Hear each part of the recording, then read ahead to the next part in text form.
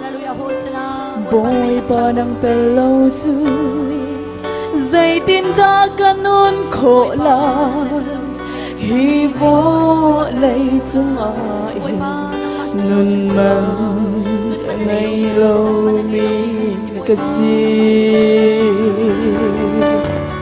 Dây dòng tea Boy pa ng nai tên lâu tu Hilay lungdong nagrama, Hilay lungdong nagrama Ruat chan Nak ngay lâu mi kasi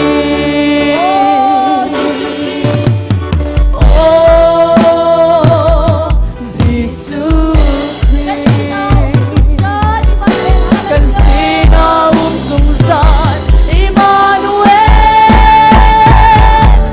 Kay ganun na Boy pa ng Lord Boy pa ng head Sungsan mong kadu Nang matemi Tunakin kay ganun Say tinsan po ang agahutin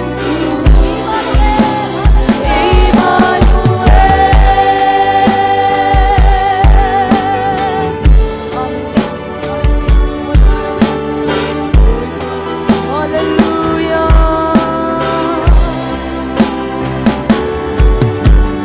Boy pa ng dalaw tu Dây tin đã kanun khổ lạc Hivo lấy chung ai Nun man ngay lâu mi kasi Dây dòng tea Boy pa ng nai dalaw tu Hilay lungdong nagrama, ruat siya ng Hilay lungdong nagrama Ruat chan Nang ngay lâu mi kasi Oh, Jesus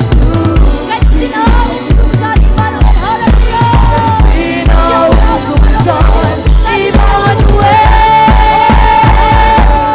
Kay ganun na Boy pa ng Lord Boy pa ng head Sungsan mong kadu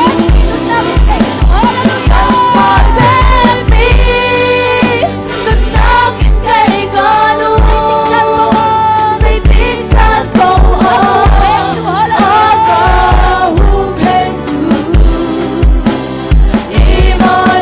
Emmanuel Boy pa ng Lord Boy pa ng head Sungsan mong kadu Nang mapemi Nunakin kay ganun Say tinsan po ang agahutin tu Emmanuel Amen, hallelujah. Kan sa azay tiksamat sa daw sa nangailaw kan sa chazong salmi boy pa namin tangkakaw se. Tapsat na supa kaningan na upat na kyan ni boy pa naman si kausen. Boy pa, hallelujah. Tuzan sana him boy pa tuchuni chana.